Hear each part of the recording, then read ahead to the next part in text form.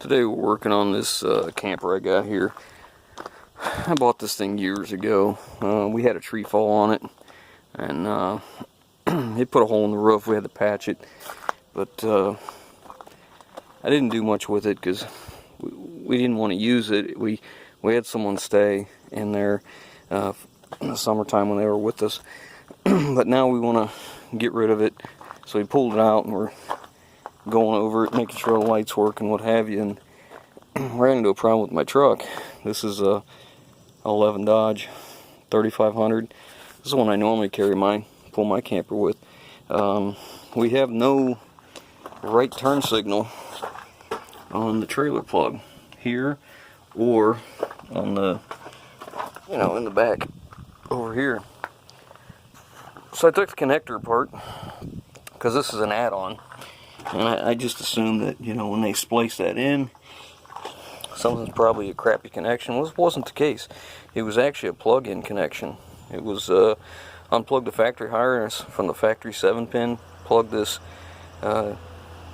this jumper lead, if you want, in there, and then it comes up to this one up here, and then plugs into that. So I unplugged all that stuff, went to the factory harness. I got no signal.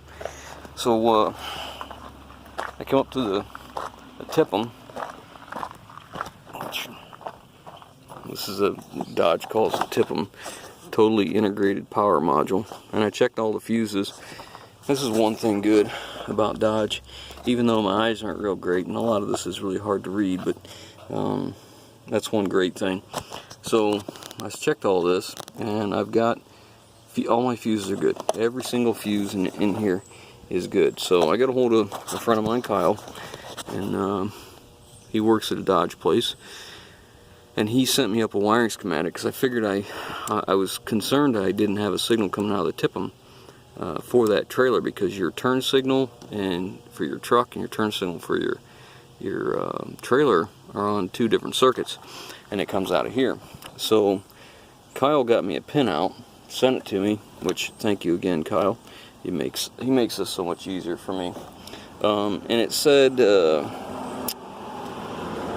told me which connector it was and which wire it was.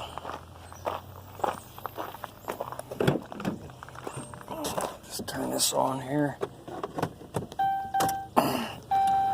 Turn my turn signal on. You see it flashing.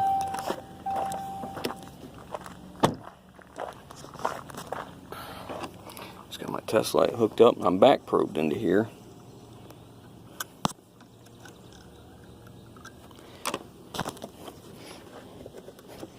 Test my test light here. Test light's good.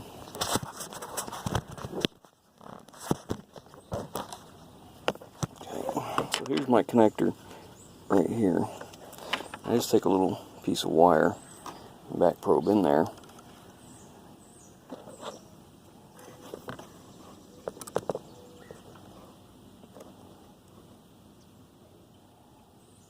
Okay, so that tells me we have good signal coming out of the Tipm. So we're going to put this back down here temporarily, and then the wiring comes inside this fender well, goes down here, and goes down underneath the truck. And there's another connector. It's called C322. Somewhere in this area we got to find.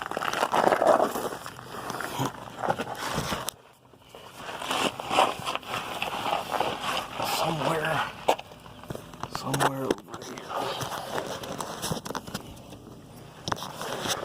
I imagine it's where it splits off from the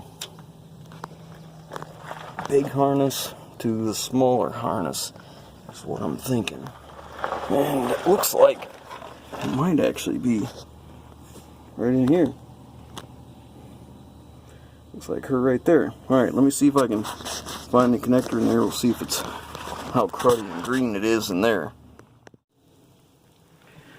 Today we're getting this thing ready to go. I want to get this camper out of here. It's been around a while. I bought this thing a while ago. A tree fell on it, so now it's got a salvage title, and we have to go we've made the repairs to it. Now we have to go get it inspected so we can get rid of it. We had this here. We had someone stay in it over the summer. They stayed with us for a while. But now we're just, we're done with it. We just want it out of here. So one problem is we go to hook it up and we can't get the left turn to work.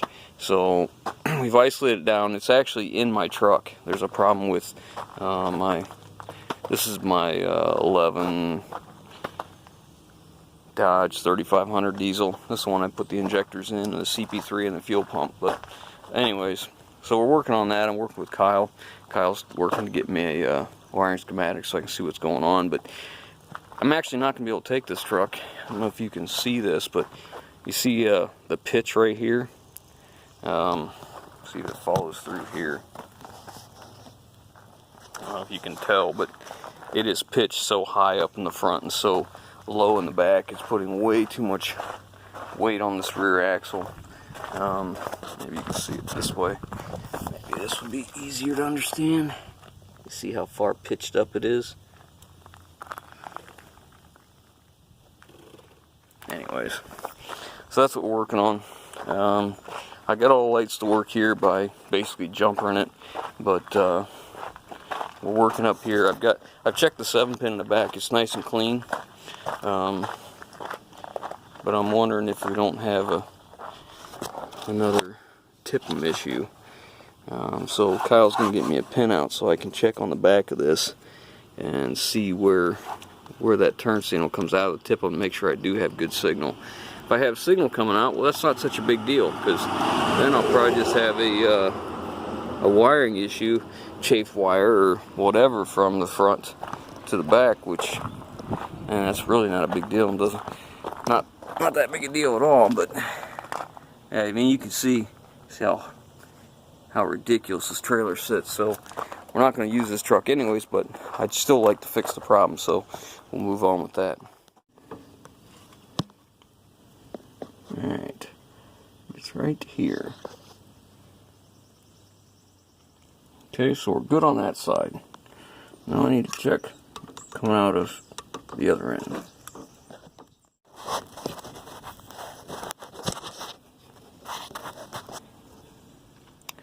Alright, so we're back probed here. I think I can hold this camera. Show you.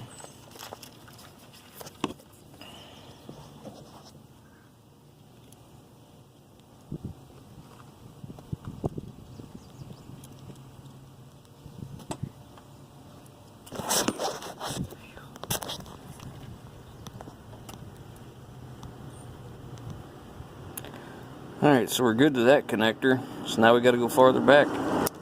Find out if there's a bad spot in the wire, because it looks like there's no other connector beyond this. It looks like it goes straight back. So we're going to be inspecting the wiring harness all the way down through. See what we find. Because I'm underneath the truck. This is the body mount at the driver's feet. So then it goes on top of the frame over here, which is hard to see. And then this is the driver's side inside frame rail. So we'll start working our way down here to see what we can find. Alright, so this is the factory plug right here. It comes into this interrupter. Okay, it's basically kind of like, they call this the umbilical cord, right? This originally, this end plugged into this here.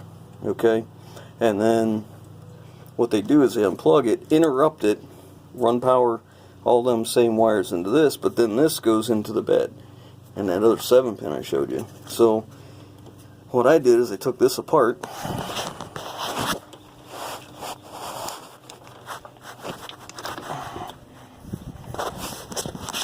You can see she is nice and clean. And I've got the turn signal on. And let's see, battery power is right here. This is your charge line, okay? Now on this, what should be my signal should be right here. And I got nothing. And I've inspected this line from front to back, and there's no rub, no damage, no nothing. So I'm not sure what's going on. I'm going to have to go look and see what's going on. So we're going to put this back together, which I guess I'll need 2 hands, but we'll put this back together and let's see what we can do. I'm gonna look again, because I have signal coming out of that connector, so it's between here and there, but there's no damage to that harness anywhere from here all the way up to there. I mean, it is all in place, not one rub mark, nothing. So I'll have to double check what we got going on here, make sure we're not making a mistake.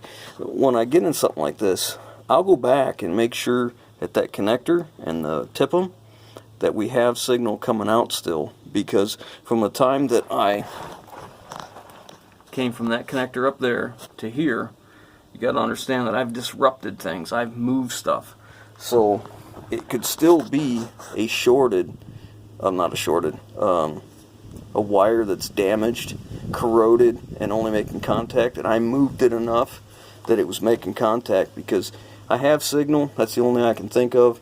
So let's go recheck up front. I'm going to start that connector.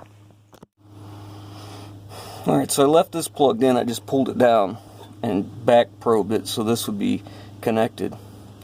I have nothing coming out of this side. So I back probe this side, I have nothing coming out of this side now. So we've disrupted something.